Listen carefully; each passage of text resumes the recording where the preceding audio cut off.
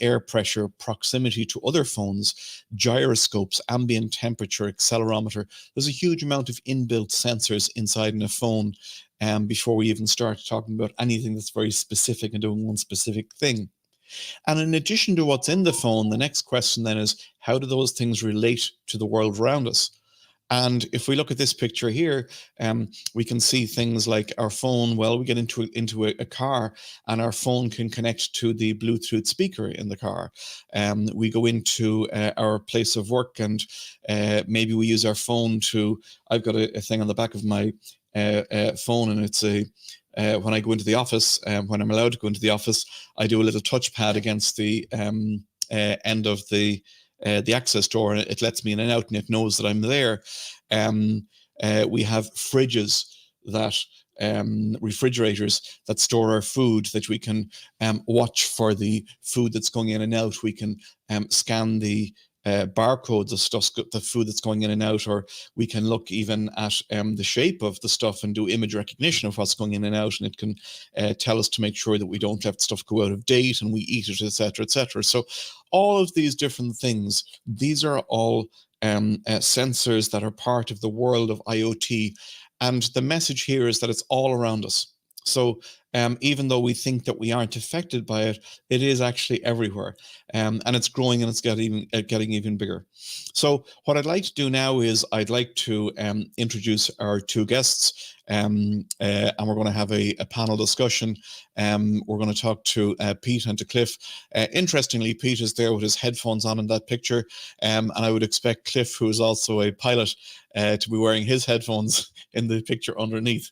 So the agenda that we're going to talk about is we're going to talk about IoT for good. Both guys have some interesting stories to tell about that, and I think Cliff is going to be talking about it in particular later on. We're going to be talking about IoT edge computing. What is edge computing, and what is this new thing called Azure Percept? We're going to talk about cobots, or co-robotics. We're going to talk about this strange thing called digital twins and how it works and interacts with IoT. And then finally, we're going to talk about a topic that's incredibly important with IoT, and that's ethics. So we're going to talk about killer robots, and we're going to talk about data privacy. So Simon, if you want to let the chaps into the conversation there now. Pete, do you want to give a quick introduction to yourself? I can't do a quick introduction to myself. I'll be good at that. So I recall years ago, one of the I was doing a pitch for an investment fund, and they always try and sort of say, do your elevator pitch, right? But these guys actually made it even worse, and they say, give us your elevator pitch in a tweet. So they made us do it in 120 characters or whatever it was at the time. So you have 60 seconds to introduce yourself, Pete, and what you're doing on IoT. Yeah, I'm a freelance software developer, an IoT specialist mainly. That's where I tend to concentrate. Although today I've been working on creating little mini games for a client in Vue and JavaScript. So it really depends on what people want to pay me to do. But I'm an Azure MVP, Microsoft Azure MVP, Microsoft certified trainer, Pluralsight author, STEM ambassador, Code Club organizer, and I'm pretty sure, meetup organizer, Knots IoT, and .NET Knots, and I'm in a podcast. And geez, am I above 60 seconds already, or what? So it's like one of those things where you say, well, tick any of these boxes that you don't do. Right? Yes, that's what I'd need to do. Yeah, just one box. Absolutely. Cliff, tell us where you're at. Me, I'm my day job is an airline pilot for a major UK airline. So I get to fly Boeing 787s around the world, which is hence the picture you looked at earlier of me. When I'm not at 40,000 feet doing 600 miles an hour, you'll find me huddled over my computer, thrashing out either some .NET codes, be that Xamarin or IoT. I kind of tend to try and stick to the Xamarin IoT space, is where I'm at as a .NET developer. So work on various projects for different clients. Kind of excited about Maui coming along in .NET 6. Later on, I think directly after this one, I'm going to give a talk about Handy the Hand, just 3D printed prosthetic hand that I've helped build. And also on a Tuesday night, Pete forgot to say, but we do have a Twitch stream. He left it off his list. On a Tuesday evening, 9 p.m. UK time. You can work out your time zone where you are in the world. But we have on Azure Live we have an IoT stream for an hour every Tuesday night where we talk about the latest and greatest things that are coming into IoT and try and break them down into simpleton terms that even I can understand. Awesome. And to raise you, Alan, on your workshop and building a boat, I got 2 3D printers and I'm building an airplane. So I'll take your boat and I'll raise you 1 plane. Oh my God. Okay. It's actually it's one of my minor dreams to build an airplane as well, but I don't think I'd be able to fit it into my workshop. That would require. Are you talking about now tree building? Are you talking about a remote plane or No, sit your ass into it? No, it's a four-seater Sling TSI. The kit comes from South Africa, from Joburg, and yeah, they send you the kit and you build it. Oh my God! So, I think I can even see the rivet gun there, just beside you. Is that your rivet gun? That's a dimple machine. So that puts little the metal is flat, and where the holes are, you dimple it so the rivet heads sit in the top, and you get a cleaner airflow. So you don't get any parasite drag, which is the drag caused by rivets and things sticking out into the airflow. Okay, but we're here to talk about IoT. I'm going to drag you onto my after code show to talk about that particular project. If guaranteed it. Yeah. Okay. So the first thing that we have on the agenda here, guys, is to talk about IoT for good. And we've seen IoT. It's ubiquitous everywhere. Everything from production lines to aircraft to cars. I mean, there's more sensors than you can shake a stick at, no matter where we go. But in particular, we're interested in IoT for good. And Cliff, you have been doing that directly with the prosthetic work that you do. Yep. You're going to talk about it in detail when you do your session after this. But can you give us a small overview of the project that you have there and how you got involved in it? I got involved because family friends of ours, their son Caden, and was born without a left forearm, and he's lived with a prosthetic limb. As you can see here, that's what he has, a slightly different version of this that he's given by the NHS. It's effectively just a hook on the end. And there's a story about a team that were 3D printing prosthetic arms and limbs, and his mum said, "Could you help?" I had a 3D printer, so I started out helping, but then started to think, well, even that is much the same. It's still effectively, you pull this is actual fishing line, 100-pound fishing line, and you pull across that, so you move your shoulder and it opens and closes the hook. The ones that they're 3D printing is much the same fishing line, move your shoulder and it opens and closes the hand. And I thought we could do better, and I like IoT and electronics, so we sort of took a design from a group called OnBoarding that was open source at the time, and adapted that and made it so that we can actually build it cheaper and 3D print the parts. And it's got some Adafruit boards inside. It's got some actuatronics, little 20mm linear actuators in there, and it moves and sort of works such that Caden now has an arm that he can control, and with his muscles he can control. When you say it was open source at the time, has that changed? Yes, they went closed source, which I was annoyed at the beginning, but I believe now, talking with various different people, none of the team have replied to my emails, even though I tried to reach out to them. But it's just kind of sad. But I believe they went closed source because they were aiming to try and get approval for the NHS National Health Service here in the UK, and across in Germany and France as well. So I believe they've gone closed source. They've turned it into a business, and it's one of those things. I can't complain about it. They've left their designs as were up on GitHub, but they're 3-4 years old now. And I'll talk more about it if you come along to my talk at in 35-ish minutes. You can hear a bit more about it. But yeah, it's a great. Caden uses it day in, day out. And the good thing is he wants to be a chef. So when he's at college, he can't hold a tomato, an apple, a round thing with a hook. It just doesn't work. Whereas now he's got a hand, he can, just like we can, he can grip around a tomato and apple, and he can slice it up. And also, he can't cut himself, so he'll never be wearing those blue plasters to But yeah, and then there's a mobile app written in Xamarin, which allows him to control the hands, and also change the settings and as his muscles get stronger and weaker, he can set the settings for how the hand works and change the grips that are in there and things like this. But as I say, in 30 minutes time, come along to my talk and learn a bit more.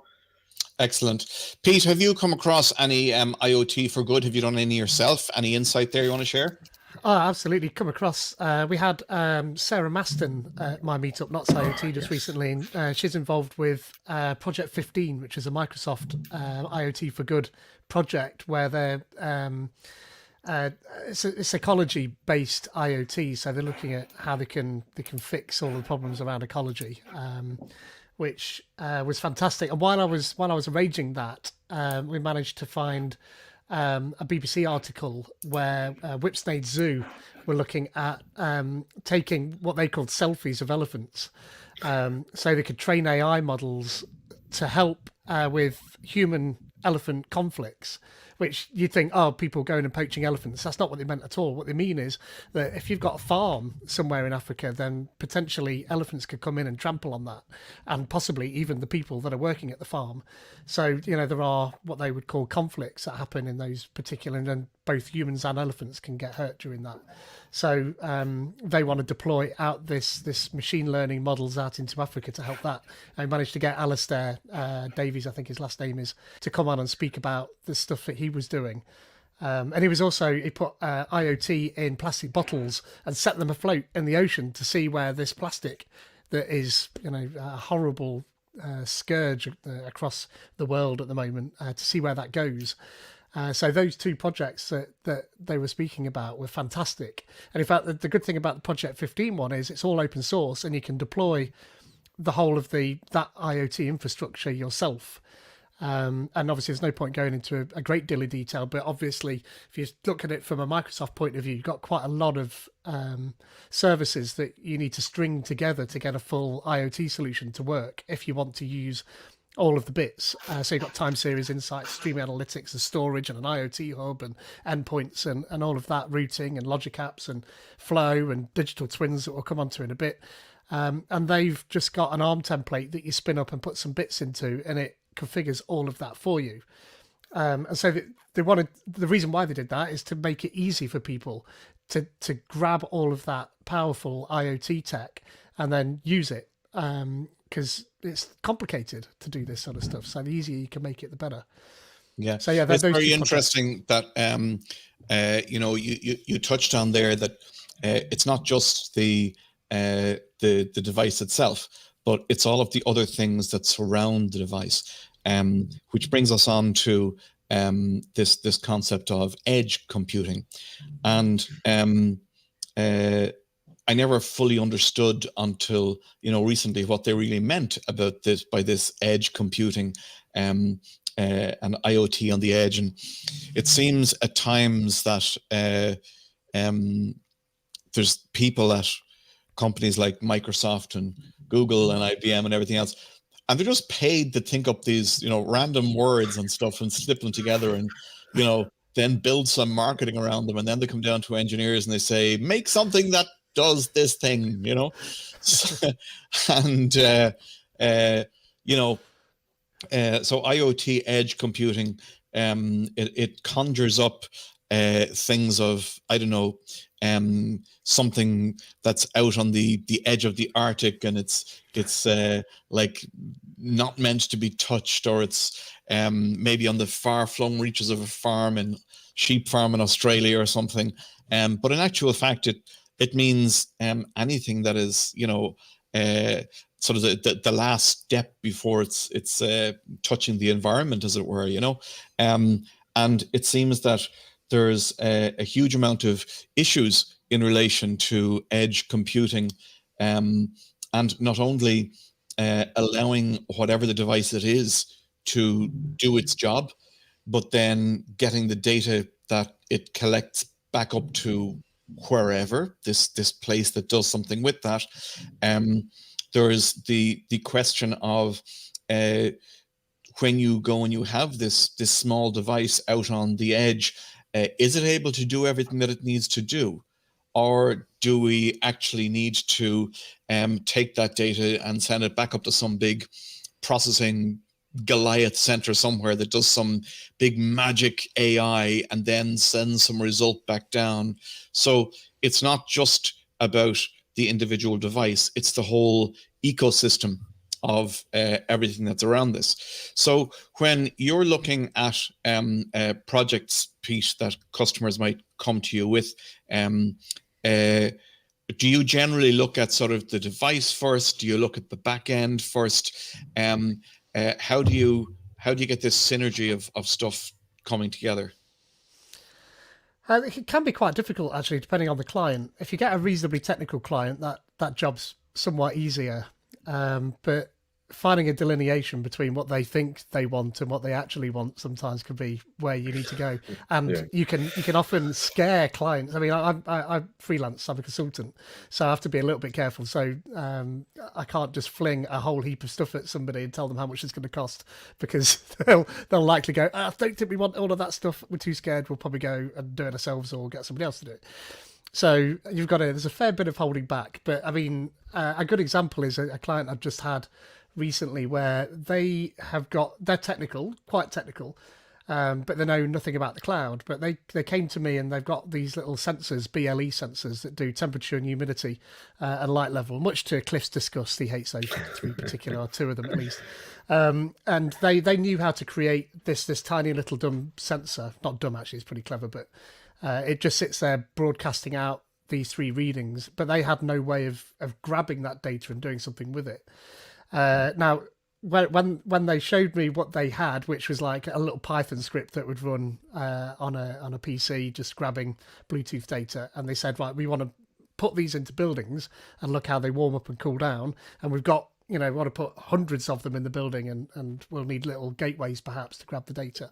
I immediately thought of putting it in the cloud, because that's my background, but that's not how they led. They had a little server on site that they wanted that data delivering to, and then a university would dial into that, and they had like Firebird as a database or something. So all they wanted was for me to grab the data from the BLE sensors and send it to that.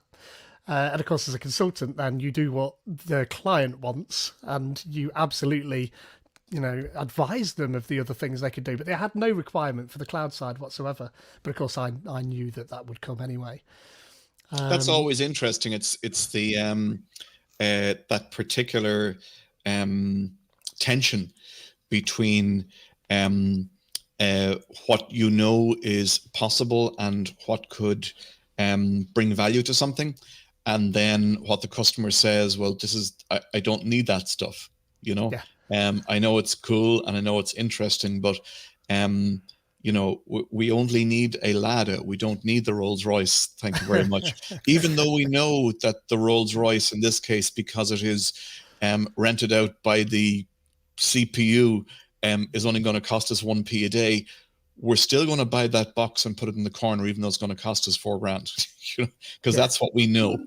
Yep, that's true. There's a few benefits here. Obviously, having a background in IoT, it's faster for someone like myself to spin up a proof of concept, a POC.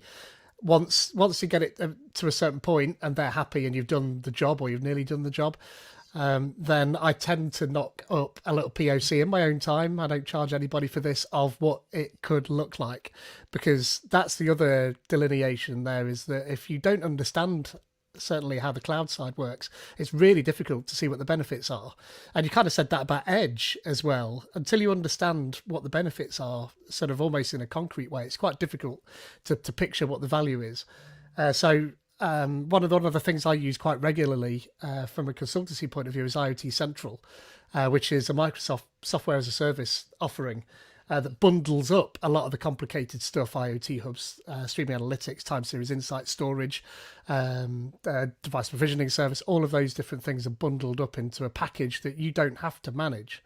And what's beautiful from a consultancy point of view is that you can develop a solution in that and just give it to the client, and they can manage the parts they need to manage, and Microsoft manages everything else essentially. So I lean on that quite heavily. Although, if you were to look at my portfolio of stuff, if 2/3 of it is IoT Central, that might just make it look like I'm dumbing it down. But really, it does give you that A little bit like Project 15, but a far Yeah. more delivered, developed effort. Clifford, you talked earlier on about the fact that in general you like to, for example, your IoT tends to go hand in hand. To excuse the pun behind, tends to go hand in hand with your Xamarin stuff, and that again shows that the ecosystem and it talks directly to the ubiquity of phones in the whole IoT space. Do you want to talk to that a bit from the point of view of edge computing? Yeah, I mean, Pete said that he's more kind of cloud orientated. I'm more sort of down and dirty in the electronics. I like getting in there with a soldering iron and building circuits up and so on. I know Pete does that as well, but that's where I'm happiest. Depends who you ask, I think, doesn't it? Yeah. So that's where I'm happiest, is building electronics and playing around and trying to work out a circuit design or what parts I can buy off the shelf to build up a circuit. A lot of the projects I do with client, involve around Bluetooth things, and then you can use a Xamarin app quite simply because your phone has got Bluetooth to connect those devices and take control of them, or just check in on them, or the sensors, etc. So I'm currently working on a project which is aviation related, and that is going to use a device that's going to be in an aircraft, but it's going to use a phone. Set up that device and control it and do all the management of the device. And then when you walk away and it hasn't got a Bluetooth connection, that Bluetooth sensor turns off, and the device runs with those settings until next time you come along and you want to change the settings. You'll connect to it again, you'll change the settings and walk away. But you can do all that. So rather than having to take the device from where it is, or taking a big laptop and plugging it in and things, I sort of spent many years in the car industry. To change settings on anything, you have to take a laptop with a special controller card and a sort of big rucksack with it all in, and go along just to plug into a robot to change a couple of settings, or plug into one of the machine tools and adjust something. Whereas now you can just pop along with any mobile phone, Android, iOS, it really doesn't matter. And just sort of connect it wirelessly via Wi-Fi or Bluetooth, and just change the settings. I've worked on projects where you talk about the edge. For me, it's stuff that's kind of right out there that doesn't have a connection. So it's effectively you're putting a mobile phone like 4G SIM inside the device, or you're using LoRaWAN to connect to something that can eventually connect to the clouds, or the internet, which can then connect to the cloud. So for me, it's something way out in the distance that's sort of really low power on a battery or solar cell. And it's got a weak signal, but you need to amplify that to get it up to the cloud. That's really interesting when we sit it on top of what we started off talking about there, which is the IoT for good. I was writing an article for a client last year at some stage, and it discussed LoRaWAN, and it discussed remote gateways, and in particular, it was interested in things like out in maybe developing countries where there was issues with wells, okay? And if people had to go to a well that was so many miles away to get water on a daily basis, usually it fell down to the female and kids to do it. And they were the donkeys, unfortunately. And but when they get there, it could be that the well was dry, or it was half empty, or they needed a longer rope to get down, or whatever. So it was discussed that potentially they would have sensors that would be solar powered, lower down in there, would be able to measure the quality of the water, alert them before they went to one that they should go to another one, etc., etc., and it would help to improve the quality of life. And ultimately, as you had flagged there, it was all about stuff that was really on the extreme edge. It was really out there. It was nowhere from civilization. It certainly didn't have the fiber broadband that we boast about having so many gigs per second up, down, and everything else. Well, these things aren't measured in gigs. They're measured in bytes per minute almost. It's really bad, so it was very interesting to hear you talk about that. I also found it interesting that you're in the aviation business, and of course, aircraft are the ultimate things on the edge, aren't they? Because they fly up and they're out there, and it's my understanding that certainly commercial aircraft can gather gigabytes of information from the time they take off till the time they land, and then when they land, that's downloaded or whatever. I'm interested in general aviation, i.e. small aircraft, and again, when lockdown finishes, I'm hoping I can get back in and go towards getting my private license and everything else. One of the interesting things that I sort of understood is that in general aviation, there isn't all of the advanced electronics and advanced stuff on the edge that you have in commercial. And I was amazed to find out that in actual fact, when you're coming into a rural or a non-commercial airport, frequently, because there's no tower, there's nobody there to tell you where to land, you're literally looking out the window trying to see if there's anybody else there coming into land you're going to hit or whatever before you go down. And that's only recently that even collision detection systems that started out also, fascinatingly enough, as an open source project for general aviation aircraft, and are similar types of things that have started out as open source for autonomous vehicles, right? Mm-hmm. So we're seeing all of this stuff that happens out on the edge that may or may not get brought back into commercialization, but nonetheless, it seems to have its genus out on right on the edge before it's brought back in. One of the things that we start off when we talk about computing on the edge and devices on the edge, but one of the things that always seems to be forgotten about and tacked on at the end is security. And it's the ease of authentication, and we've seen people doing proof of concepts where they were able to hack into cars that were being driven remotely, that have being able to take over a car and pull it into the side or get it to speed up or slow down or whatever. I know that I read there last year about some proof of concept attacks on aircraft, which are kind of scary. And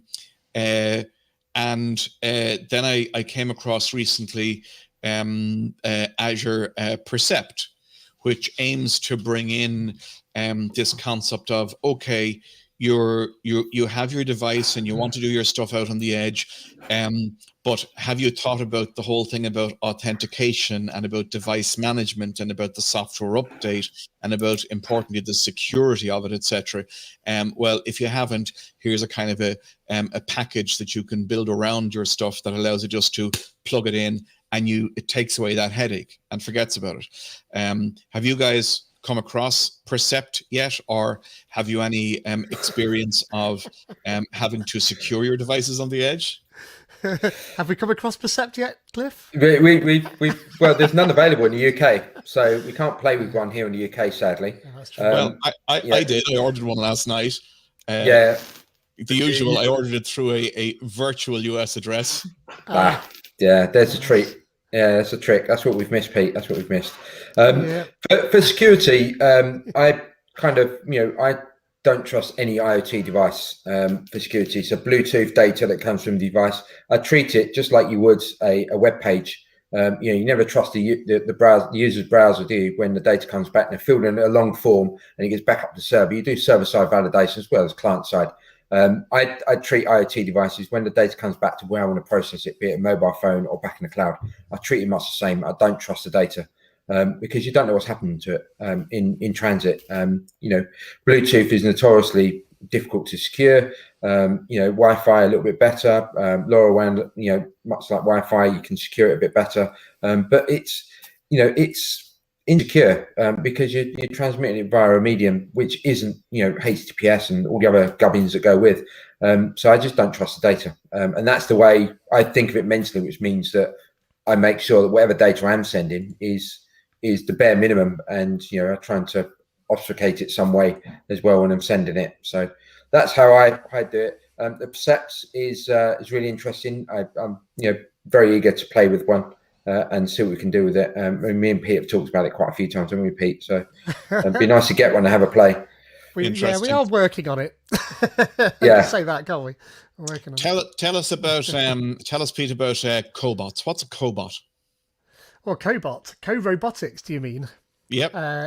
Like remote controlling robots. Is that sort of where you want to go with yeah. that? It's sort of. I've heard before when people talk about robots, and one of the things that we have here, even down that we can kind of blend into from this is, killer robots and Schwarzenegger's thing coming along and all that stuff, and Skynet and everything else. And people think of robots and they think, oh, the killer robot and the robot going to take our job and everything else. When I talk about AI, I always say, look, we're not interested in replacing the human. We're interested in augmenting the human.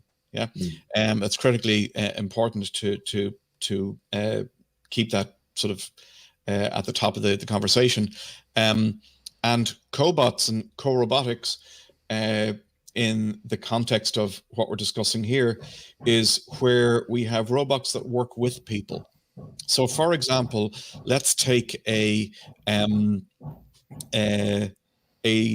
healthcare scenario whereby we have a robot that's not something like, people think robot and they just think the hand that we see behind Cliff there, right? They think a humanoid thing, right? They generally don't. The first picture that comes to their mind is usually humanoid and killers and laser eyes and stuff. It's generally not it's a thing with four wheels that scurries along the ground at 2 miles an hour, trying to avoid everything, looking stupid most of the time, right? So a cobot, we could think of it as something that maybe goes into or comes alongside a patient's bed and is nothing more than a thing on 3 wheels or 2 wheels that says, take your medicine now, here's your 3 tablets to take, type of thing. And it takes the effort away from the human, or maybe it's monitoring, maybe it's a bed that we already have in actual fact for people who are heavily immobile, that helps to turn the patient, this type of stuff. So co-robotics in this kind of thing is certainly becoming much more prevalent. If you think also, a classic example that does almost edge into the killer robot thing is, have you heard, I'm sure you have, of these harnesses that people who do manual work can step into, and they help them to lift things, right? Yeah. So, very much like an Alien. There's a scene in, it might be Alien 2 or something. Yeah. I think it's Alien 2, isn't it? Where it's an exoskeleton. Exactly that. Yeah, it's quite clever, really. Yeah. So very also, if you think of co-robotics, autopilot on an aircraft is effectively a co-robotic. It's flying the plane for us, so we can deal with, rather than being pilots, we're systems administrators now. We step back and, the plane flies itself. We do the takeoff and put the autopilot in at, 10,000 feet, and the plane flies itself, and we're just managing it and telling it, okay, go left, go right, or follow the flight track, and we're managing the system. So, that's kind of co-robotics. You never get, I don't think you're ever going to get a commercial aircraft flying with passengers and no pilots, because, well, we don't have a car that can drive itself along the road at the moment with no drivers. So you got a third dimension. At least in the car, it can stop if it's got a problem. The computer has a blue screen of death moment. It can just stop, and everyone gets out and say, oh, well, the car's broken down, I call a tow truck. You can't really do that at 40,000 feet. It's, it's not going to work. But that for me is kind of co-robotics, kind of. Passengers, if you look to the left, we are approaching the Azure cloud. If you please disembark. Yeah, one of you press Control Alt Delete, please. Absolutely. So let's get on now to digital twins, right? So Cliff, we were talking about the absolute sheer tsunami of data that is generated in an aircraft when it flies, especially a commercial aircraft. And even the complexity of something like the aircraft engine, to say nothing about the navigations. One of the things that I've long known about aircraft and flying aircraft is that there's so much redundancy built in, right? Redundancy of systems. And to me, digital twins allows us to sort of be able to see how things could be modeled and how they could go wrong and how they are going. Even while the aircraft is away, if we look at the edge devices that are off out in the edge, that because they're on low RAN and the data communications is very unreliable, and we don't get the data in for a couple of days, we can still get an estimate of how it is by mirroring the stuff in twins. Do you guys want to give an explanation of digital twins and how it relates to IoT, maybe in 1 minute? Who wants to take that on? Go on, Pete, you're the expert. Yeah, digital twins are well, I kind of alluded to in the title, a digital representation of something potentially in the real world, but not necessarily. But it can be anything from a small device to a human. You can make a digital twin of a human. And in fact, if you watched the NVIDIA GTC conference, NVIDIA got a large plan to make digital twins of pretty much everything they can in the real world. Which, if you could do something like that, is fantastic. But one of the real powers of digital twins you just mentioned there a second, where you can use them for modelling. And I heard a really great story about one of the early adopters of digital twins, before there was such a term even, were Formula One teams, where they model everything down to even the thickness and gauge of a wire, so that they can try reducing a wire and seeing what the result of the rest of the system, which is a massively complicated machine. And you're talking about another machine that's got sensors producing gigabytes of data. I bet a Formula One team probably produces more data on their car on one race than you would in 5 days worth of flying on a plane. That's that much data. It's a lot. They probably put sensors on more of the car than you would on a plane even.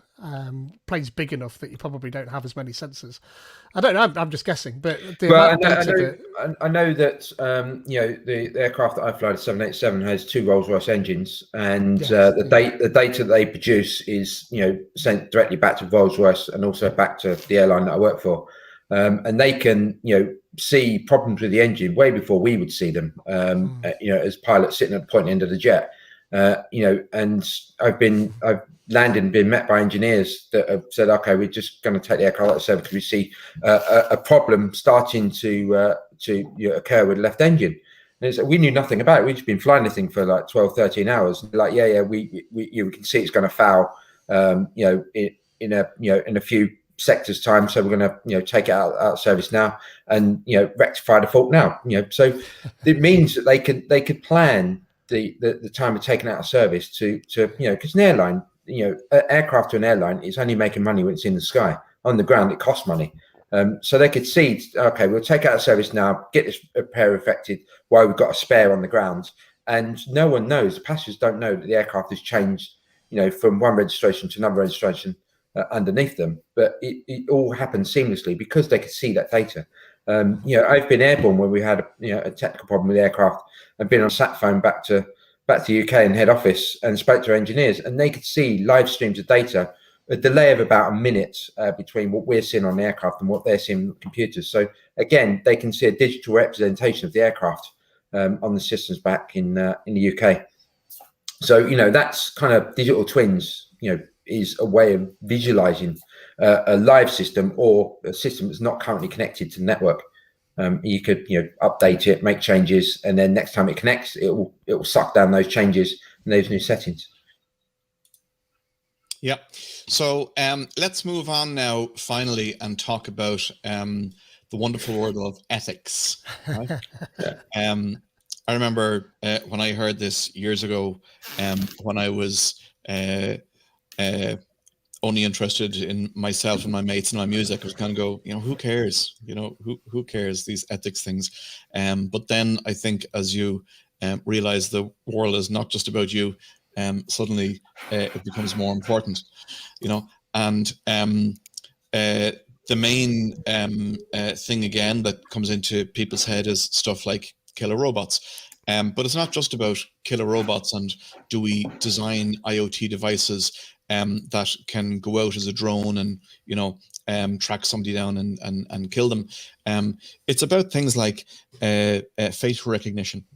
It's about things like data privacy of the data that we have. So, for example, if I take my Fitbit that's charging here, and I'm gathering data on the person, what do I have to do to ensure that the data that comes off that IoT device isn't giving away some information that is going to be injurious to the person, and that we protect the privacy.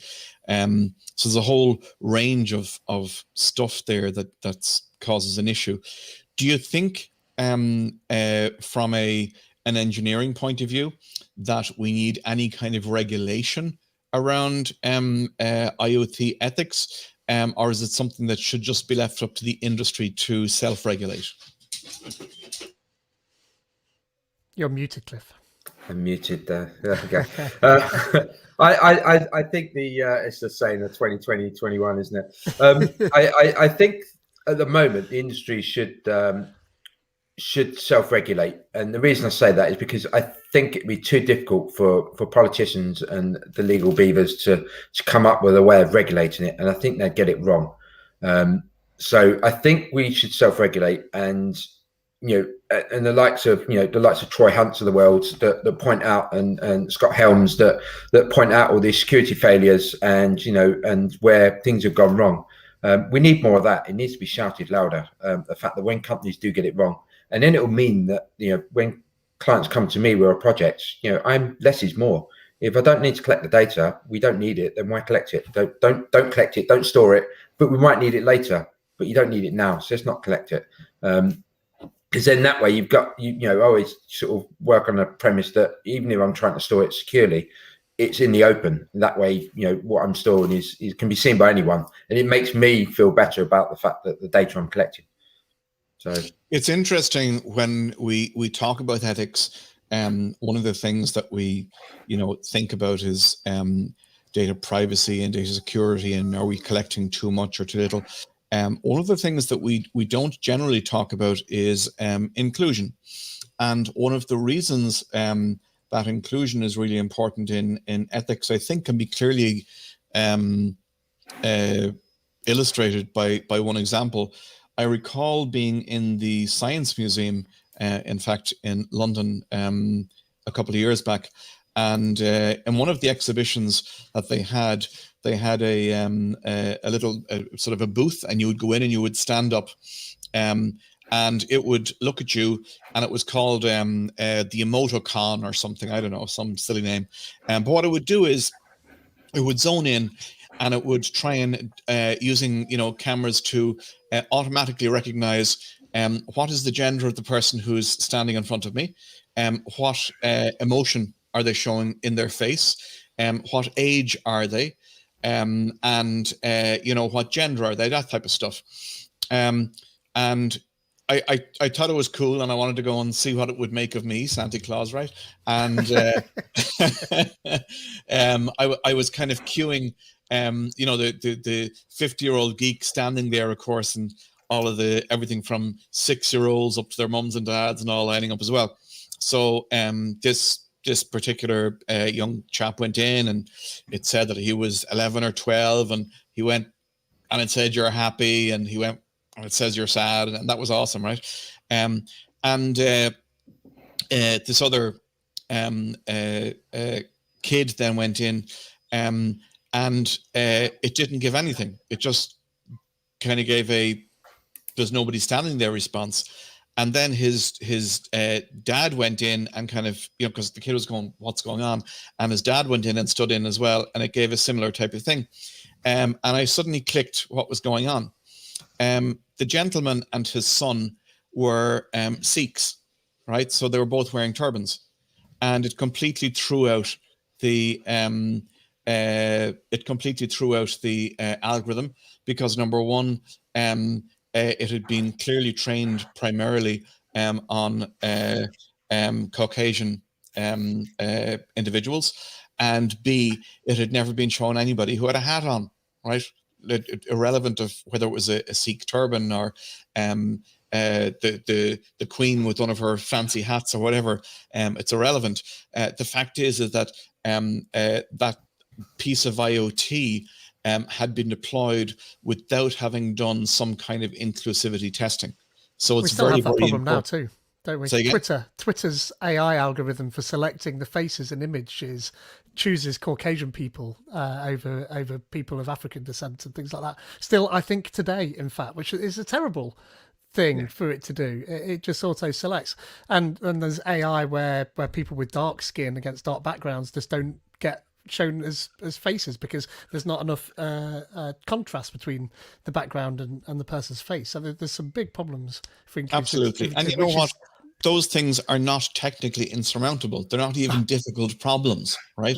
It's purely a case that they haven't got enough people with diversity in their training sets for it to be actually lifted up as a problem, you know? And that's very unfortunate.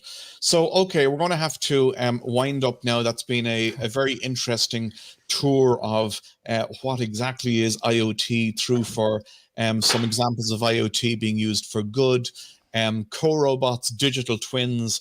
We didn't quite touch on the killer robots yet, but I will. Come to my session for that. We go to your.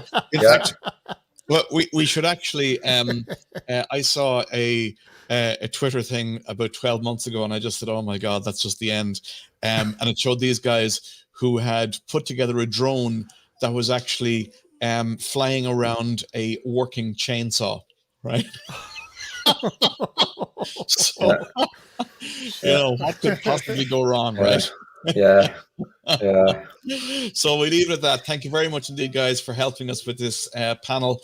And I know that we're going straight now to Cliff. So this is an absolutely fascinating concept. And I have to tune in to see this. So the very best luck with that. Simon, thank you for organizing and arranging. So we'll leave you to wind it up now. All right, so gentlemen, I believe you all enjoy your company. It looks like you really had some fun, and I also see the comments coming in. People really enjoyed this. So thank you so much for your time. We're gonna take. I know Cliff and Petty's gonna come back, right? So we're gonna take a 5 minutes break, and then we'll be back with Cliff's session. So thanks, Alan. The other two gentlemen will see you again, and Alan, have a nice day. See you everyone soon. Bye. Bye. See you later. Bye. Thanks.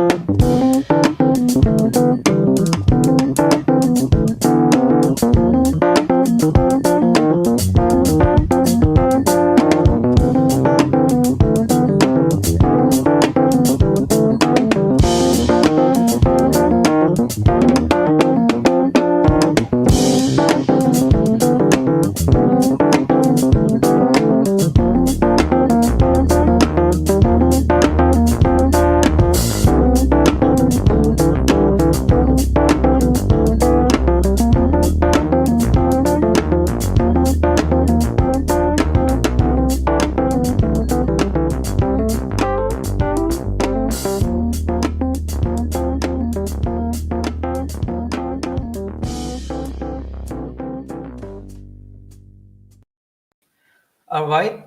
I hope you enjoyed that music and the panel that was previous. I really enjoyed that panel, and from that panel we now move to our next session. And following now is Cliff. Cliff. I hope Clifford. I think his nickname is Cliff. I'm so confused. I'm gonna ask him when I was named. So what an interesting background he has. He's a pilot. Oh my goodness, he flies plane. This fact is itself so interesting. So.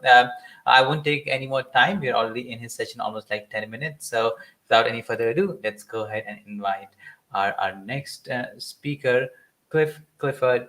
Oh, never mind.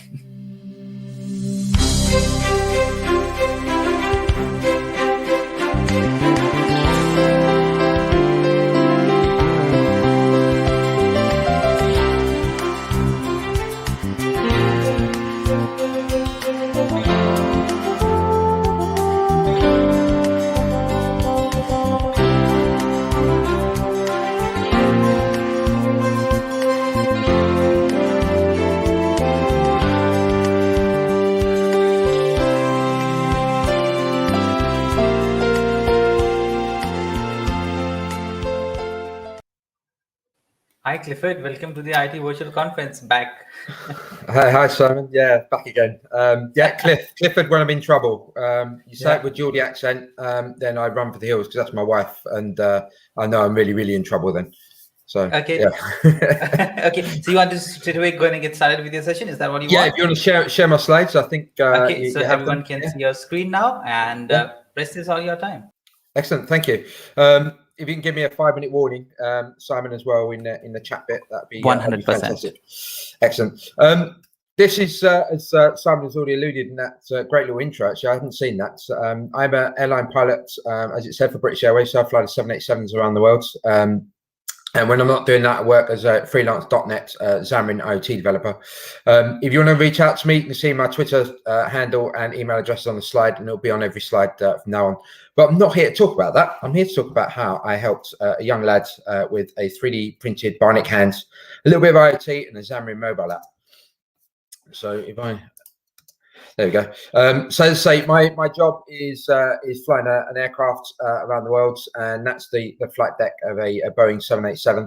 Now, I'm not mentioning the fact I'm an airline pilot just because I want to show off. Look at me, I'm an airline pilot as well as a coder. You know, I can do what you do and more. It's not about that. I'm sort of barely dangerous as a developer. I'll come back to why I mentioned as being an airline pilot later on in my talk, but it is quite important to this project and where we see it going forward.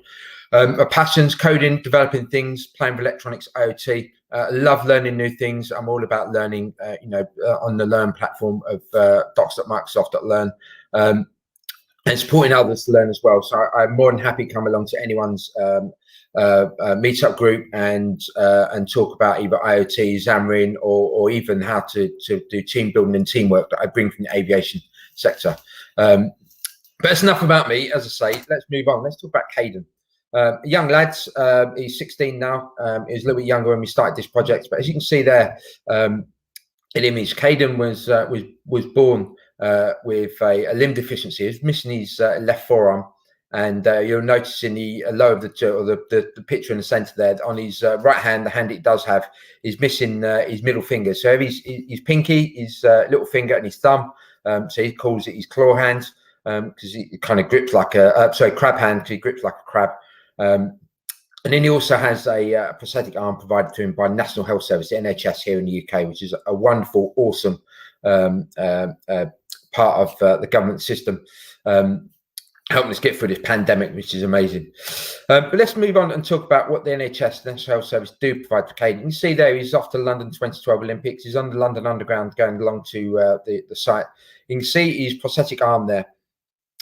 So he would have been 8 or 9 there, going off to London 2012, and that was his party trick, was to click his arm on something and step away from it, and everyone looks, that boy's arm's just fallen off. You can see there in detail the fact that it's just a claw with a formed, in that case, fiberglass and sort of coloured to look like a human arm, which Caden hated, and we'll come on to that in a little while. And then there's a bit of fishing line that goes across the back of his shoulders to strap on his other shoulder, and as he moves that shoulder in and out, it opens and closes the claw. So very, very basic. You can see there in the lower picture, you can see that every year he goes along to the hospital, sees his prosthetic surgeon, and they take a cast of his arm, of the part that he has, and they make him a new arm. But he keeps the claw. So every year he gets a new one. I've got the red one in the photo. The family have happily loaned to me for my talks, which is amazing. Every year since Caden's been born, unusual for him, because when he was born, he went into a group that were looking into how to give prosthetics to children. So he was quite lucky to get into this group. So every year he gets a new arm from there downwards, and the wrist part unclips, and he keeps that until he breaks it, and then he gets a new one. Now this arm costs the NHS, for them to produce it, costs anywhere between £4,500 and £6,500. So they're not cheap to make. It also takes Caden out of school for 2 days because he has to go along to be fitted and then go back to be checked to make sure it works. You've got all the technicians and the time and money that goes into their time behind. The hook that goes on the end costs anywhere between £2,500 and £3,500, and then it just has elastic bands here that pull it back together, and you can see the fishing line, £100 fishing line, which the family use and replace quite often when Caden breaks it. But it's quite a dumb instrument. So we go back to my slides. Thank you, Simon. We looked through it. Back in 2016, Christmas time in 2016, there was a news article on the BBC News and Sky News here in the UK about a dad that printed a 3D printed prosthetic hand. And, you know, back after the school holidays, 'cause my kids go to school with Caden, or did, they, you know, his mum come up to him in the playground and said, you know, Cliff, you've seen the news about this dad's 3D printing hands. Like, oh, yeah, I have. And she went, you got 3D prints, haven't you? And it's like, yes, I have. And I realised instantly what I'd fallen into, that trap where you kind of offer yourself up to help. But I was more than happy to help. So I went home and, you know, fired up the browser and started looking around. But before we look at what we found, let's see what Caden can do with his current arm, or what he had before. So if we just watch this, hopefully you can hear the audio as well. Not that you need the audio, it's just cups clinking together. But Caden's quite adept at using his arm that he has in his hook. So, you know, he can make me a cup of tea when I go visit. He can even pick out a tea bag and make me a cup of tea. And that's because Caden's used one since birth. And that's the reason. I'll just move on from that. So Caden's used one since birth. She's had many years, and human body is amazing. We can adapt to anything. So because of that, he's adapted and he's used an arm. But a lot of children that need a prosthetic limb is because they've had either a life-changing injury, or they've had an illness like, say, meningitis or diabetes, where they've had to have a limb amputated for various different reasons. So they've then suddenly got to try and learn to use a hook, which they're not used to. The hooks are quite expensive for the NHS, as I said earlier, and every year that's an ongoing cost for the National Health Service. But what if you're in a third world country? What if you're in a part of the world where there isn't a National Health Service? What if you're, you know, in a part of the world where you have to pay for your own insurance, and they don't want to cover that cost, that ongoing bill for the child to have a limb? So, you know, what do you do then? So I thought to myself, well, let's see if we can make Caden an arm. So we then looked at where's my mouse gone? There it is. We then looked at hold on, there it is. We then looked at the internet, and the first thing we come across was the Limbless Association. Now, in my talk, anyone that's seen this talk before would know that I show a page where I show the links, and it says still under development.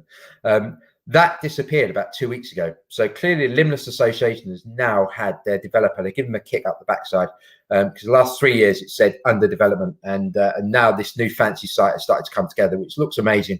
And maybe they've seen my talk and realised that they need to kick the developer. If that was you, I'm sorry for highlighting the fact you've been lazy for 3 years. But you can see here the Limbless Association. But you know, you go in there, and it's, you know, they're a fantastic association linked to the National Health Service here in the UK, and they'll help you come through to find a prosthetic limb, but it wasn't what I was looking for. I then stumbled across a news article and dug a bit deep and found Team Unlimited, where they are 3D printing, as you can see here, the Isabella edition arm. It's moved on since I was looking at this project 3 years ago, and you can see there it's hands, but you can see the section of in the 3D print here where the fishing line comes up and hooks to a hub, and then again it works in the same principle where you move your shoulder and it opens and closes the hand. In fact, we even made one of these for Caden, and he hated it because the fishing line came out the bottom, and as he moved his arm backwards and forwards, and the reason he hated it is because if I put it in front of the camera, it doesn't quite make a grip. So Caden was unhappy because he couldn't pick things up like he could with his hook. So it lasted all of about, I don't know, 2 minutes before he decided he didn't want it. So we went back to the drawing board. We then stumbled across the Open Hand project, which is 3D printed project, but it's got some motors inside. So now we're starting to talk. We're talking about robotics now. And as a person that worked in the car industry for 11 years as a robot programmer and software engineer, that's more my world. That's more IoT rather than just 3D printing something. You can see here that Joel Gibbard, the guy that invented this, picks out the fact that a prosthetic limb costs upwards of £100,000, sorry, for full biomechanical with motors, etc. Prosthetic limb. So that's way out of the reach of even the NHS, National Health Service, unless there's a compelling reason, like you're a sports star or you need it because it's the only way you can live and carry out your job functions, etc. So again, this was a great project, and it was the start of looking into this. And then we stumbled across, lost my mouse again. We then stumbled across OpenBarnix. Now, OpenBarnix is what Joel Gibbard went on to create as a company, and it's called OpenBarnix because at the time everything was open and on GitHub. You can see here this is their Bruno hands that they produce now. And so you can go along to OpenBarnix and buy one of their hands or arms, and they'll make it bespoke for you or your child. And they're trying to get it into the National Health Service, and I know it's available in the US and France and Germany at the moment, and they're trying to roll it out as a business. And good luck to them. It's amazing. The lives they're changing is fantastic. But we look at their GitHub, and so mine's in dark mode. I forgot to change it before the talk. We look at GitHub.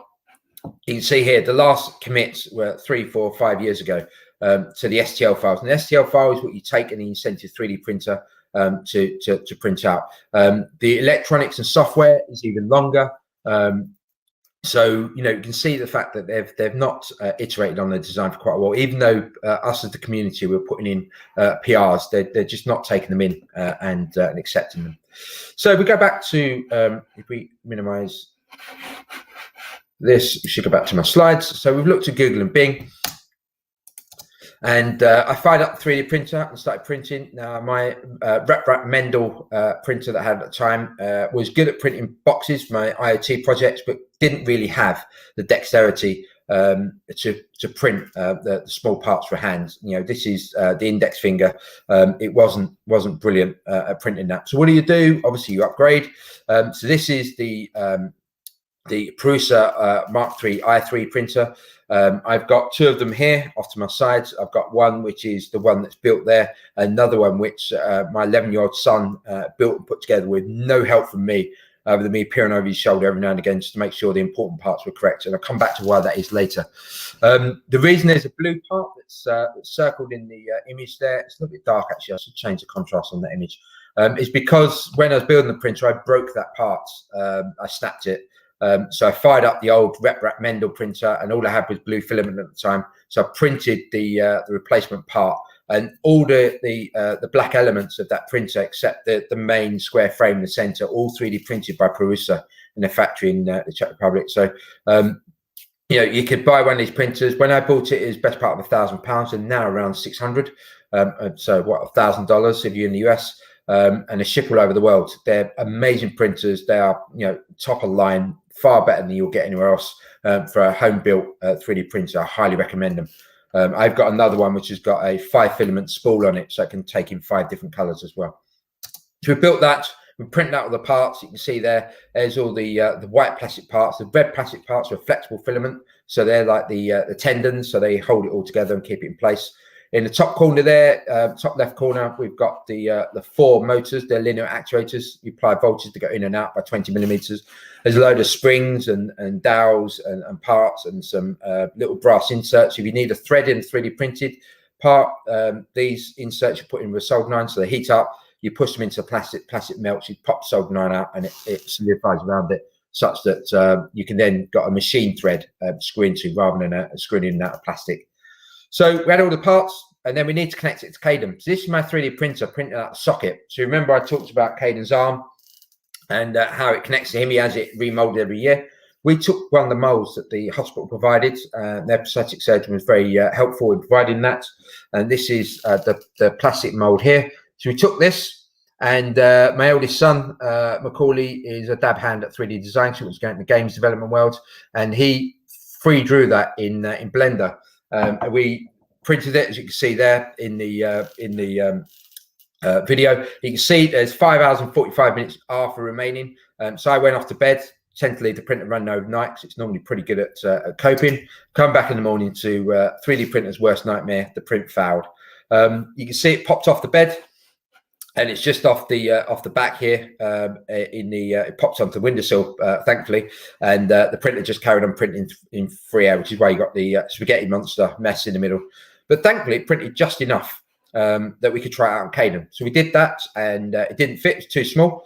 So we increased the size. We printed a second one, and that was too big. And in true once upon a time Storyland, Red Riding Hood, we printed a third one, and it fitted just right. And there's version 3, as you can see there, Caden trying out to the point where he said it actually fitted better and it's more comfortable than the NHS one, just because we could blend off some of the corners inside a little bit easier for him.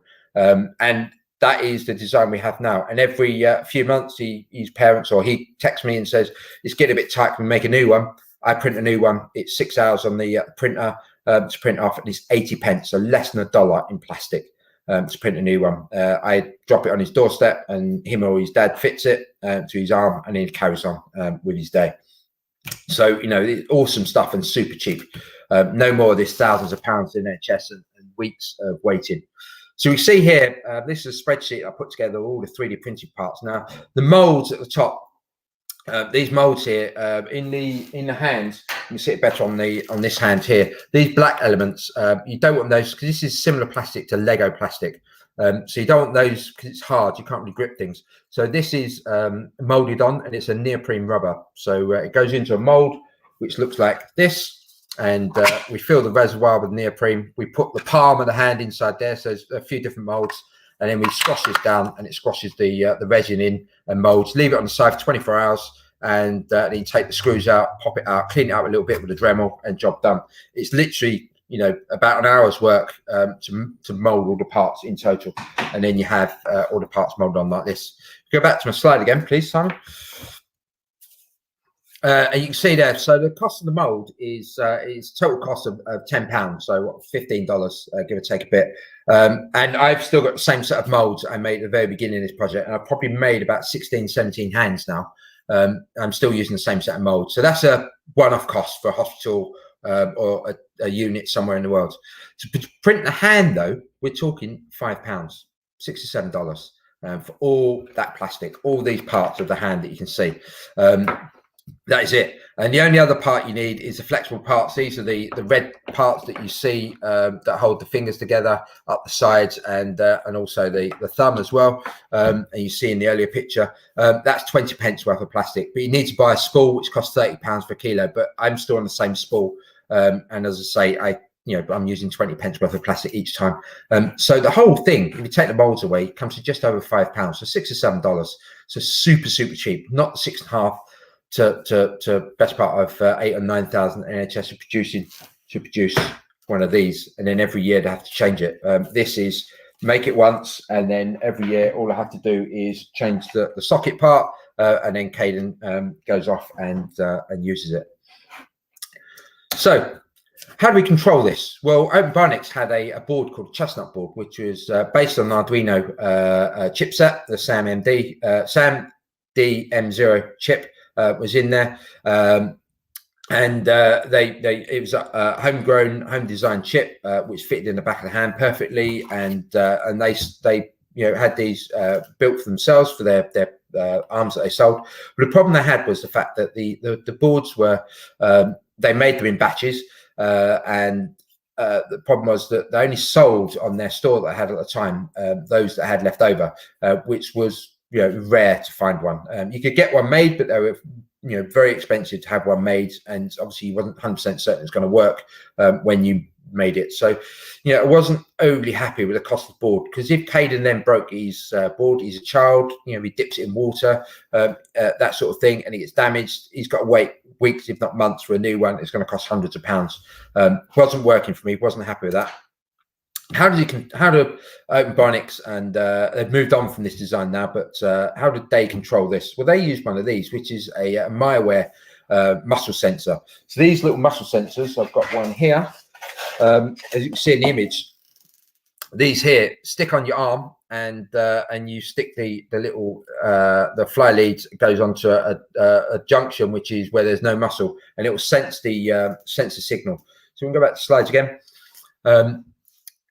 And I'll talk through how it works. So what it does, you stick it on the center of the muscle mass, and that's the correct place, which you can see there in green, to get the most signal differential. If you stick it along the muscle center line, but near the ends, you'll get the intervention zone where you don't get enough signal.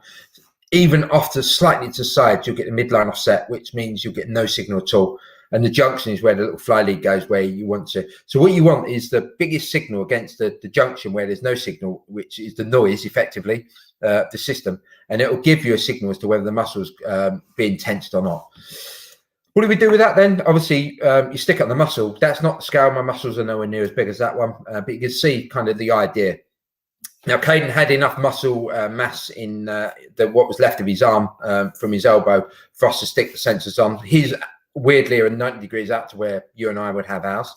So you stick the sensor on the inside forearm and outside forearm. And the reason you do that is you need a sensor for open and for close. So you need two sensors. These cost £35 each. You need two sensors. The sticky pads, a pack of 50, cost £5. I know I'm doing this in sterling. I'm pretty certain you can work out the exchange rates to wherever you are in the world watching this.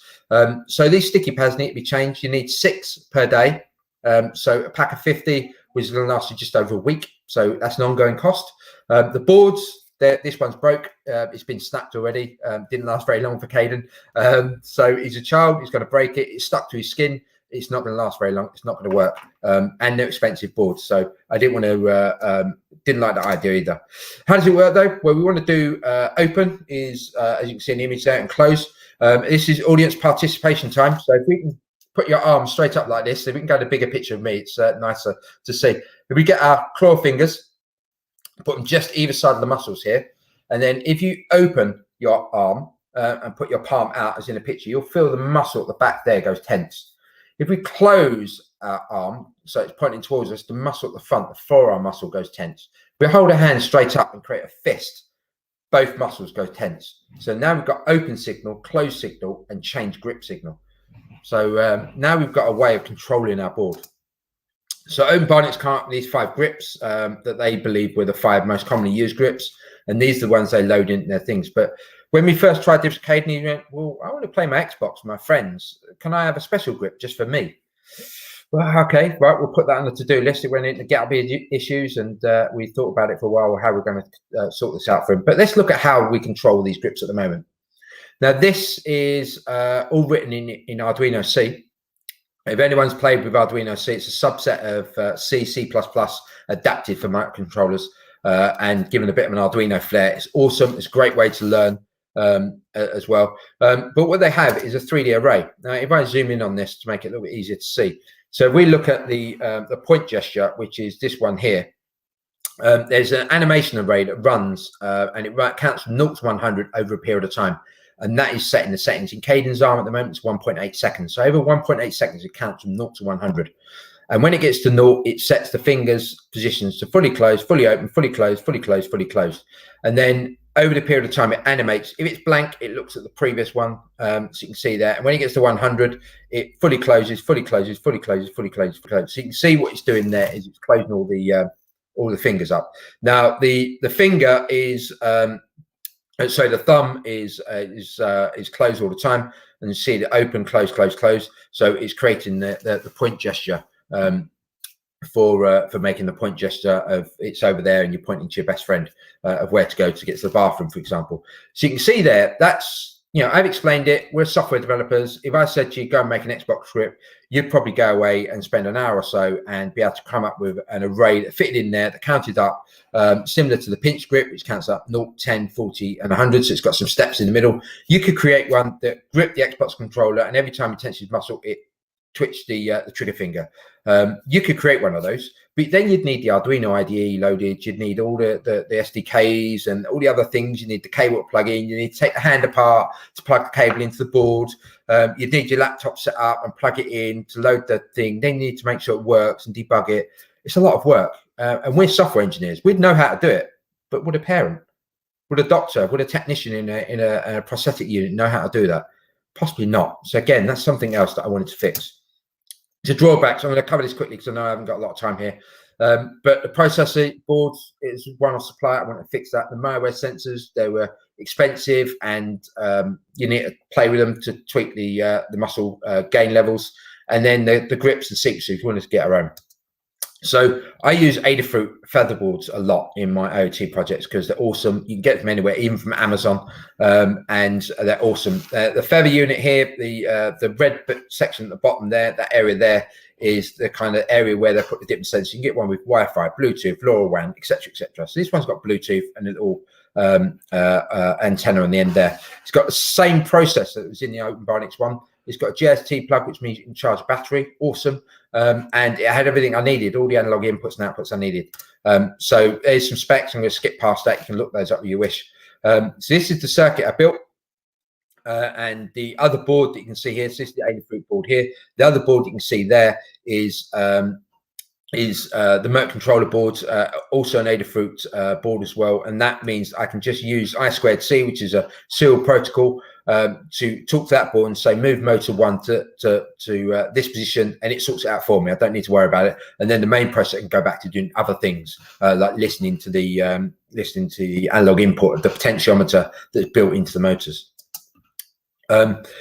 The circuit there is, you can see, fully built. A little bit closer, you can see there's also a Pololu voltage regulator in there, which is to take the voltage from the battery and step it to the voltage needed for the boards. And the reason they did that was because in the OnBoarding system, they have a big battery on the upper arm here, which is 14.4 volts. The motors draw 12 volts.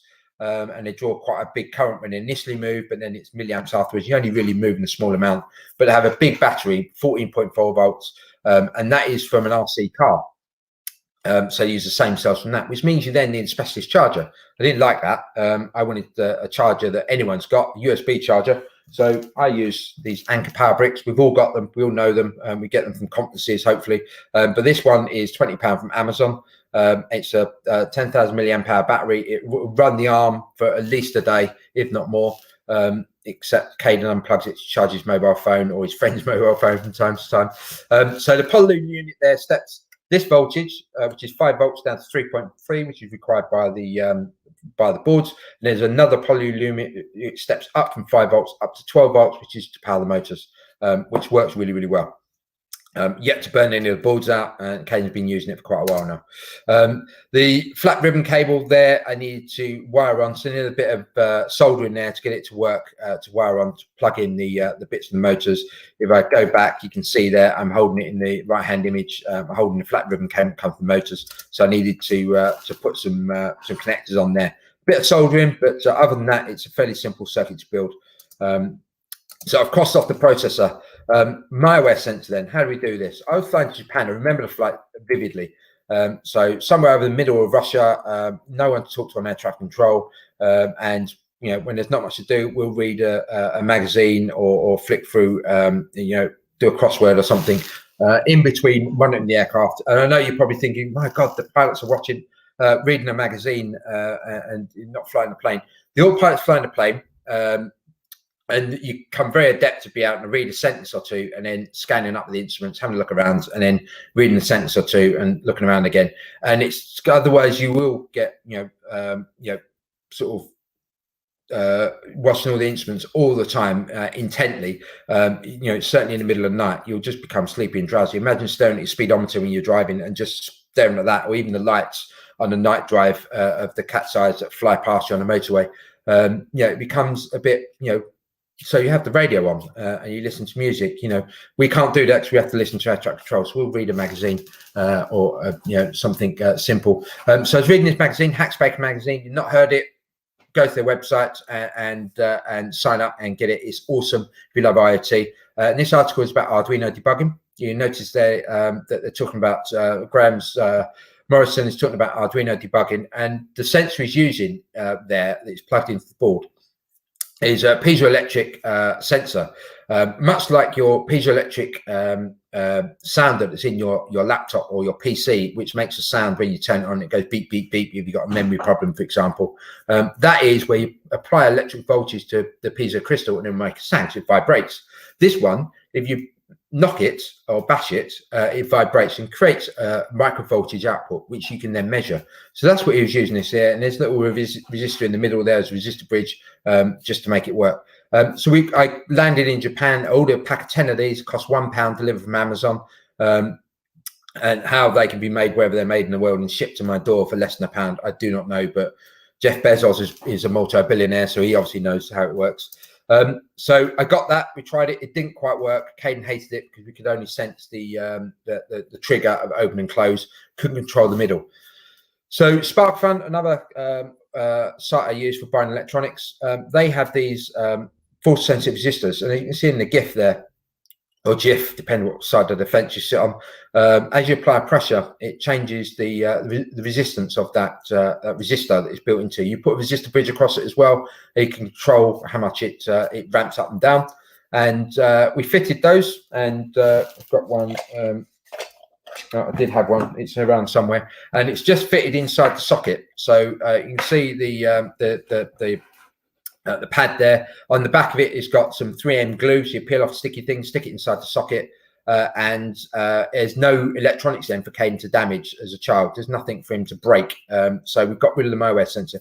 You can see there a pack of 2 for £6. So I've now gone on to slightly bigger square ones, which are £5 each, purely because we needed the muscle sensor to a bigger area for the muscle to squish it, and because the plastic is hard, it's squashing it against a hard surface. So as you tense your muscle kind of grows in size, and it squashes this sensor against the hard plastic, and gives that a reading we can use and measure. Which means now Caden can stop the hand mid grip if he wants to do something different, or change to a different grip, or open again, etc. He can do all that because he's now got infinite control using that muscle sensor. So this is just a fixing drawing of the circuit. It's put together. It looks complicated, but we just got the battery, the 2 poly units, one stepping up, one stepping down, the 2 controller boards, 2 sensors in the corner, and the 4 motors. And I can build this. I've done lots of them now, but I can solder this together all in under an hour.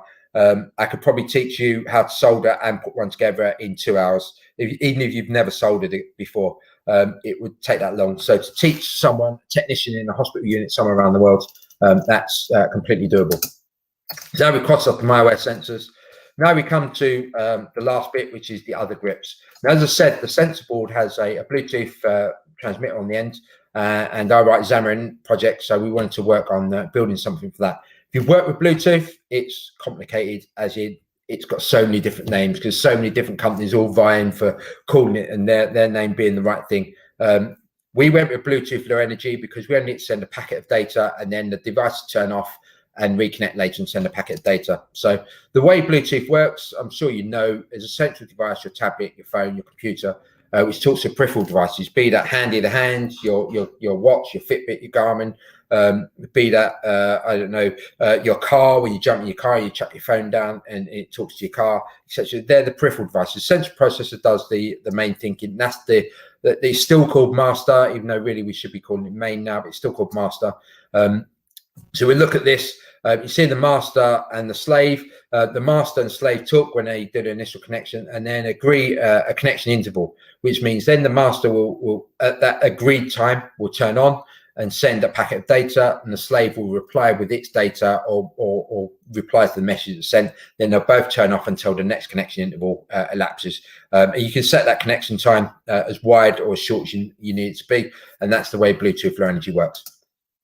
How does that packet data look? It's just much like a class that you have inside your .NET program, your C#. You have your class, then your service is going to be your model within that. Your characteristic is going to be each of the different properties within there. So your service could be heart rate for a watch, and then another one could be the steps. And then within that characteristic, how many steps a day and how many steps in the last hour, and the heart rate could be what is the instant heart rate, what is the heart rate over the last hour. So you can see how it builds up. So now if we go across to Visual Studio, and I need to get the right one. There we go, and that should resize. You can see here that we've got we just pull in the Adafruit parts for the Bluetooth and the libraries. It's all in C, as I said, and then we give it a name here, which is handy, and we set some factory settings, and then all we're doing is sending serial data backwards and forwards. So that serial data is just sent as a serial protocol using UART, which is the serial protocol using IoT, and it just sends commands backwards and forwards. So super simple. Just been told I've got a 5-minute warning, so I'm going to not labour this too much. And come back to my slides. I talked about the fact that I do Xamarin Development as well. I'm going to blame Alan for this because he stole some of my time earlier, running 10 minutes long. So in Xamarin, you have traditional and Xamarin forms. Traditional is where it's all C# backend, but you write each of the different UI layers in iOS, Android, or UWP for Windows. Or you have Xamarin forms, which is where even the UI layer is written in XAML or in C#. And it's shared across the 3 different platforms. With now .NET MAUI coming in .NET 6 in November, adding into iOS, Android, UWP, you've got Mac OS as well. And community have also brought in TISM, which is the Samsung used for fridges and their stuff. So, it's growing as well. So look at the Xamarin Forms shell. And in fact, I'm not going to do that because I haven't got time to whiz into that. But in Xamarin Forms shell, you can create the app that you want. I want to get on to actually showing you this working. So what I do is I create the projects, and if I bring on Visor, which is here, and I just need to quickly close this and reopen it again and connect the hands. You can see here, this is my mobile phone that is in front of me. It's all written in Xamarin, and you can see it's not connected. Connect first, and I've tried to make this simple. So I'm going to connect the battery because it only does it on power on, and connect this, and we'll start scanning the Bluetooth. You can see it's got Bluetooth there, and if we scan again, we've got Handy because it's been renamed now because the board's booted up, and it comes into the app. My son's, oh God. Get rid of that. Don't know why it's picked up calendar things. I thought I'd muted that. We go into the UART connection. I think let me do that again because that's interrupted what I was doing.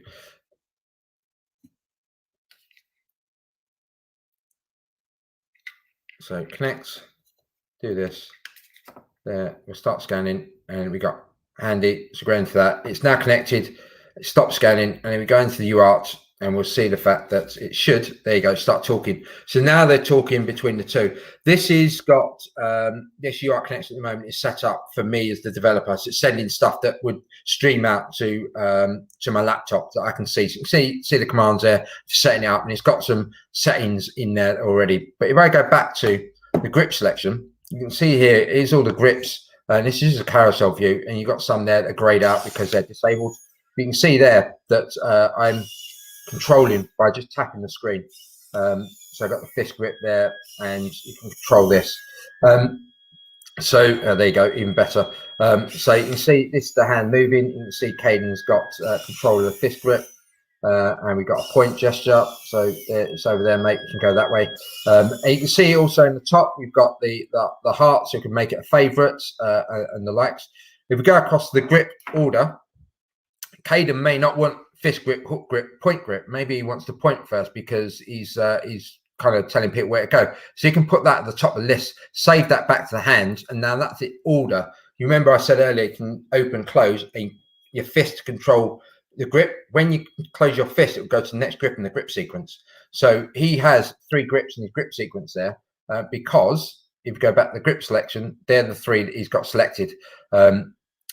Also, you can create a grip builder. So you got the animation step timer at the top there. You can put the step, move the sliders across, and it'll move the hands, and then you can add it to the grip, and you can create your own grip sequence. And we did this using the app to create Caden and Xbox grip. And then going back into the menu, this flyout menu is all part of Xamarin Forms shell. I highly recommend you go to docs.microsoft.com and look up on Xamarin Forms and look at the shell architecture. It's brilliant. Super simple. We've got the UART control, which we talked about earlier, which is for me as the developer to send commands, but also a technician in a hospital to send commands, changing things like the muscles controls and the muscle sensing as well. But this is low level stuff. So we created a setting screen to change the hold times and the threshold peak times, etc. Enable and disable the motors. Set the muscle sensors, muscle modes, etc. as well. So that can all be done as well. We keep a lot of the stuff out of there so that Caden can't break his hand, because in his version of the app, the UART control is disabled. And then we've got the muscle sensor check. So every couple of days, Caden's prompted to go in there and connect his hands. And then he does open and close for just the muscles, and it'll move those 2 green bars up and down. And he does that, change grip, does that, change grip, does that, change grip, as it says, and it records a sensor values. It's sent up to an Azure function in the cloud, stored in the cloud in storage, and the idea is that we'll then come back later and get a machine learning model to learn how to adapt those sensor values in the settings as well. So I'm just going to disable that. The reason you hear the whining is because I have the motors tuned so that I can hear them, so I know when they're on. And also when it's tuned out of our audible range, it drives my dogs bonkers because it's still in their audible range. So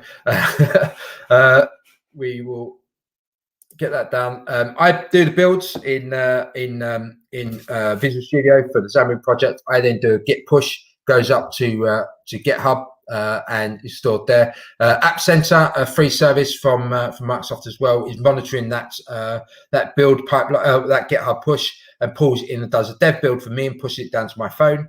And if I push to main now, this slide's old actually, if I push to main, it will do a dev build and push it to Caden and his parents' phone and the other people who are involved in the project as well. It'll push to their devices because I've made a major change I want to push to them as well. App Center pricing is free. There is a paid for tier as well if you want more build minutes, but 240 build minutes is, a lot of build minutes for building mobile apps. It's pretty darn quick. So drawbacks then. We said earlier we've got rid of the malware sensor because we've gone to the sensor from Sparkfun, and I bought them from Amazon now because they sell them as well. We got rid of the process by going to an Adafruit board, and we got rid of the grips now because now we can do it all with the Xamarin Forms app. And Caden's got his Xbox grip, which is awesome. He can now play his Xbox with his friends, and he's got it set such that the grip is that when he opens and closes, it does a trigger finger.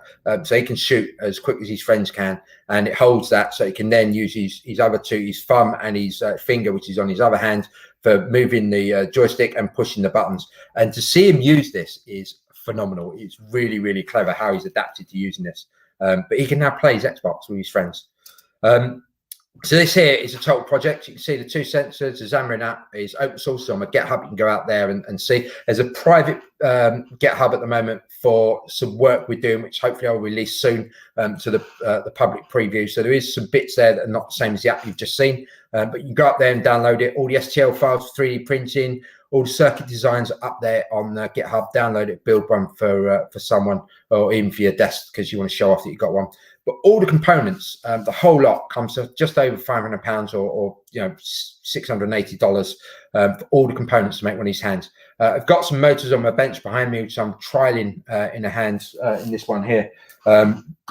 to see if I can switch out these motors, because they're the most expensive part. They're best part of 85 pounds to buy in. They're shipped in from the US. If I can get rid of those, I can reduce the cost drastically and get it down to £200-300, which would be awesome. So what's next? Build out the Xamarin app as we're doing, connect it to machine learning to send the values back to to change the settings within the app, which then gets sent back to the hands. Go full .NET, and we're going to use the Meadow board for that, because that's .NET onboard IoT. If you've not heard of that, go out to Wilderness Labs and look up their Meadow board, the F7, awesome. And I'll skip over that. Why do I mention being a pilot at the very beginning? It's because the plan was this 3D printer my 11-year-old son built without any help. I was going to put in a box with some filament and some of the parts that are needed, and take it to a part of the world and meet up with a hospital unit. There's a hospital in Pakistan that are interested in hosting me, and they're going to take this 3D printer. I'm giving it to them free of charge. I'm going to teach them and fly back to Forge every now and again to help them build prosthetic limbs for the children there. So giving back to the community, and that is the aim. If you know of another hospital unit somewhere else in the world, maybe in your local area, that wants to learn how to do this, please reach out to me. My Twitter is there. I'm on Twitter, and let me know, and we'll see if we can hook up and sort of thing out. Everything that's in the box comes to less than £1,000, and they can make about 15 hands with that. And then they need to start buying their own filament and springs and nuts and bolts and things, which is, as we said earlier, is very, very cheap. So that's why I mentioned being a pilot. That's my talk. I want to say thanks to Caden and family. They've been awesome in helping this journey over the last couple of years. And you'll find me on the speaker circuit as over the conferences come back, and I'll talk more and more about how this project is moving forward. That's my talk. I don't think I've got time for questions, but find me on Twitter if you've got any, and I'll answer them there. Thank you. That was an amazing session, Cliff. To be honest, I wasn't expecting that all that would come. You talk about different components. You did talk about FritzSync, Sparkfun, which I use it. Then you don't just build a device. You also connect it with Xamarin apps that you have built. So an end-to-end, I can see a product that you have built. So that's really magnificent. If you go ahead and check the comments, people are really amazed at how come you go ahead and actually 90 comments.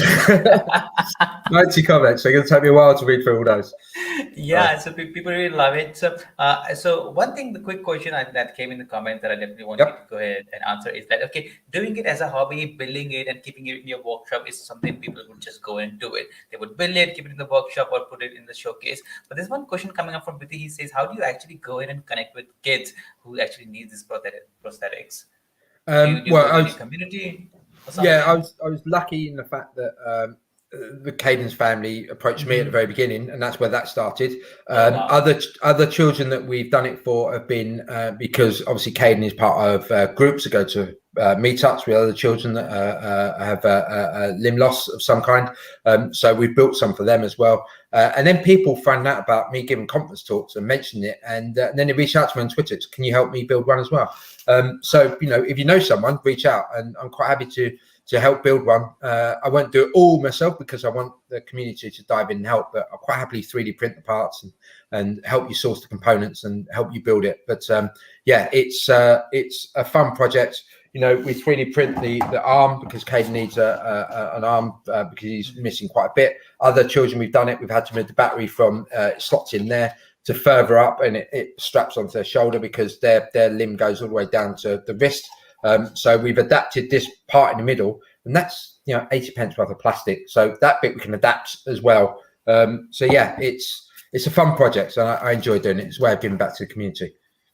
That's great. People really love your session, Cliff. I really love it too. So thank you so much for your time. I won't take much session, and I also did hear that you're also traveling to Pakistan or some other hospitals across the globe. So maybe if you come here to Asia, we would love to host you, because Pakistan and India is very near. So why not? I come to India quite a lot as well. I do come there quite a lot. But yeah, I do. Yeah. Have you ever been to Delhi region? Yeah, I've been to Delhi quite a few times. Yeah.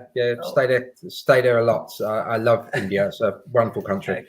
All right. So we would love to host you in the offline conference that we do. So Cliff, I won't take much of your time. Thank you so much once again. Any final words you want to say before we wrap it up?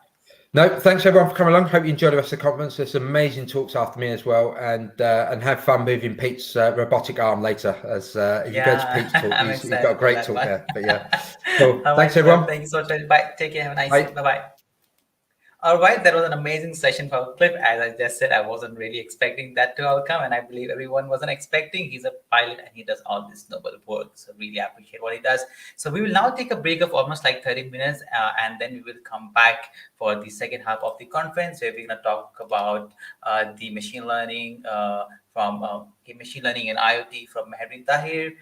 Then we have some sessions on Azure SQL, Edge, and Raspberry Pi, and we also have sessions on Project 15 by Sarah, who is actually the founder of Project 15 within Microsoft. So some of the really amazing sessions coming up. And before I go ahead and actually close the first half, we have a contest going on. Our sponsor, Stratus, for this conference has planned to go ahead and give away a Surface Laptop 4, a 15-inch laptop. It has the latest processor, and some really, it is the best laptop. You can just go ahead and win it. You just have to tweet us, be active on this live streams, and keep asking questions. So that's how you can actually go and win it. Just tag us at CSharpCorner and C Sharp Live Show. So that's it. So you can find actually the link of the second broadcast in the description. Also, I'm going to put this in the comments. So feel free, take a break of 20-25 minutes, and we will be back at this link, so that on the second half of this conference. So thank you so much once again, everyone. We'll see you in a short break of 20-25 minutes. See ya. All right.